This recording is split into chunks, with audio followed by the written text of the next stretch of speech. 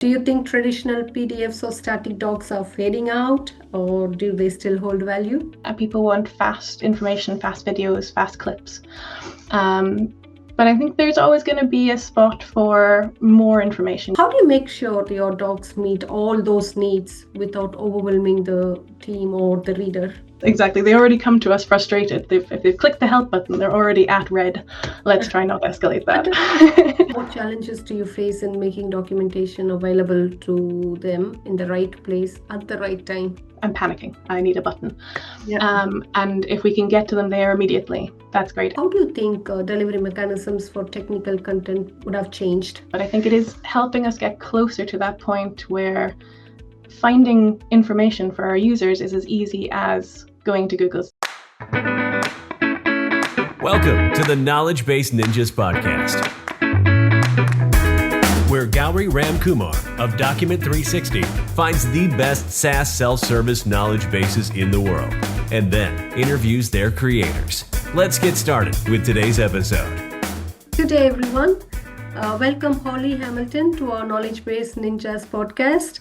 Holli is a senior technical writer at Corero Network Security. And how are you doing today, Holli? I'm great. Thank you so much for having me on your podcast.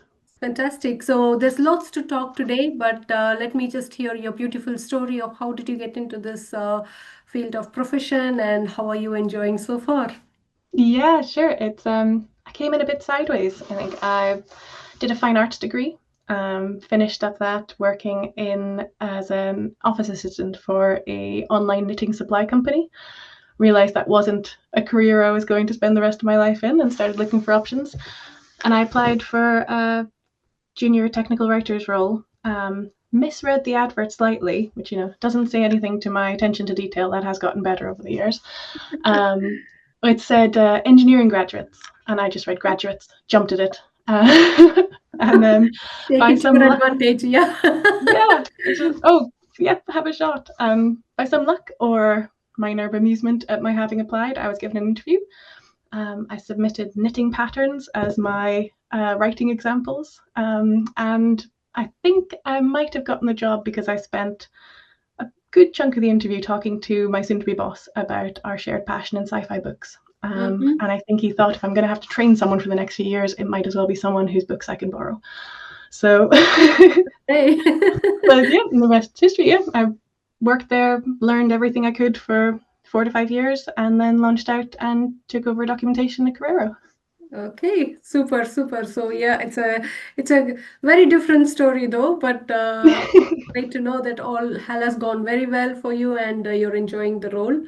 Now I would like to start with AI. Now with the rise of AI, chatbots, videos, and interactive formats, do you think traditional PDFs or static docs are fading out, or do they still hold value? I think PDFs have been fading out for a while now, ever since HTML5 and responsive help came in. So AI is not new in that sense, but I think it is helping us get closer to that point where finding information for our users is as easy as going to Google, as easy as ChatGPT. If we're going to be the owners of that information, our interface has to be as easy to get to and as easy to search as that.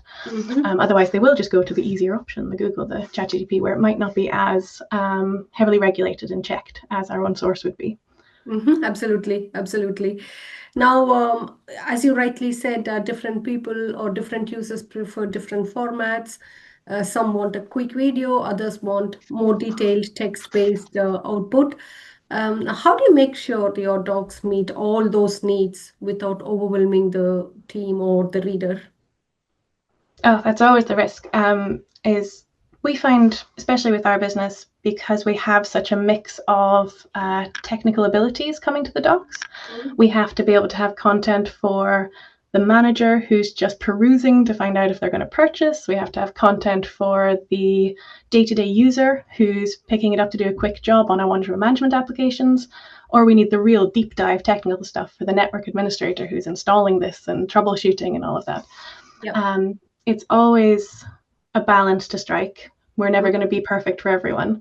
The best we can do is we think about the customer journey through our docs, and we think about where the different types of customers are going to interact with the documentation.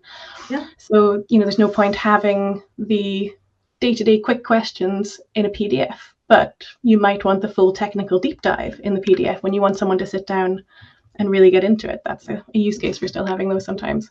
But you want a quick headline for your managers. You might want a quick video, a quick blurb, something that explains your concepts easily. So it's a variety of things, and just trying to get the users the information they need when they need it, where they need it, is always going to be the goal. Yeah, that's right. How quickly can they access it as well, right? Yes, exactly. They already come to us frustrated. If they've clicked the help button, they're already at red. Let's try not to escalate that. Now, just as a continuation to our conversation now, from your experience, which delivery formats like in-app help or video or chatbots are gaining the most traction with users today? Our in-app help always gets a good response because it's that immediate. I'm already in the interface and I want to click help. I'm panicking. I need a button. Yeah. And if we can get to them there immediately, that's great. Anything where you have to come out of the interface and start looking through PDFs, or even have to come out to start looking, through chatbot systems, anything like that, it takes you away from what you were doing. But something that we're looking at the moment is getting that LLM sort of interface into our online help experience. So not just being able to search, but being able to ask an actual question to an AI. So that's something we're working on, to not ready, not out, but it's in process at the moment. Nice, nice. Now, one of the hardest part is meeting users where they are, right? Now, what challenges do you face in making documentation available to them in the right place at the right time? I think it's kind of a conversation that we spoke a few minutes ago. Yes, yeah. That's, I like to say, that's always our main goal, is get it to them where they need it, when they need it. And a lot of time that it comes with the help of our support team, who are wonderful. They will get customer questions in, they'll disseminate the right docs straight to them, avoid the customer having to trawl through download sections if they're struggling. But ultimately, the job of docs is to try and keep the burden off of the support team. If they can find it through us first, then that's the best way to do it. So we've worked a lot on our search function within the online help, tried to make it as Google friendly. If you're used to Googling, you're used to typing in search and going for that. Help any method we can. We're happy to use any delivery mechanism that'll help. Nice, yeah. Now, if you look ahead 3 to 5 years from where we are now, how do you think delivery mechanisms for technical content would have changed? Ooh, good question. I think we're definitely going to see more AI. I think that is the way of the future. I think it's also video content. I don't think we're going to get away from the quick learning desire that we have nowadays. People want fast information, fast videos, fast clips. But I think there's always going to be a spot for more information. You can get your summary from a quick video. You can get the start of your interaction from AI. But it's going to need that, maybe not a PDF, maybe, a web help, maybe something, but you're going to need the bigger source. Where did you get this snap information from, and how can I trail back to the original and deep dive on the technical stuff that I need? Understand. Now, I think let's move on to the rapid fire round questions if you're ready. Any documentation related resources you've consumed recently that you would like to share with our audiences? Yeah, I'm a big fan of Tom Johnson's blog, I'd Rather Be Writing. He's a friend of one of my mentors back in the day. So he put me onto him, and I find his content incredibly useful, especially as we're bridging into AI as a company. He's done so much work on prompt engineering, and I'm just reading through blog articles at the moment, trying to figure it out for myself. Nice. Thank you, Tom, again. Now, one word that comes to your mind when you hear documentation. I think advocacy. So we're often the first, let's say, less technical users who see a feature.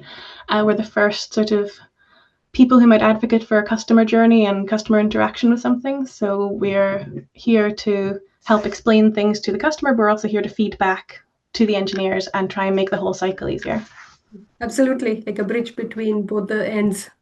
Yeah, exactly. Great, great. Now, one piece of advice that you would give to your 20-year-old self?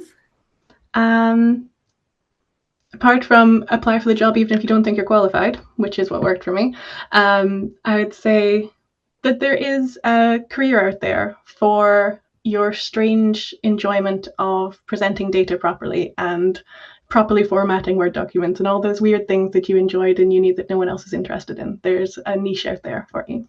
Okay, that's really, really sweet. Very nice. Thank you. Now, Holly, I think I've almost come to the end of my questions to you, but is there anything else you would like to add on top of what we discussed already? Ooh. No, I don't think so. I don't have anything additional. It's been really lovely talking. Thank you. So, yeah, all the best for your current projects and for your future engagements as well. And once again, appreciate your time with us today. Have a lovely day. Thank you, you too. Thank you. Bye-bye. Thanks for listening to today's episode of the Knowledge Base Ninjas podcast. Please head to iTunes, rate, and provide honest feedback on the podcast. See you next week.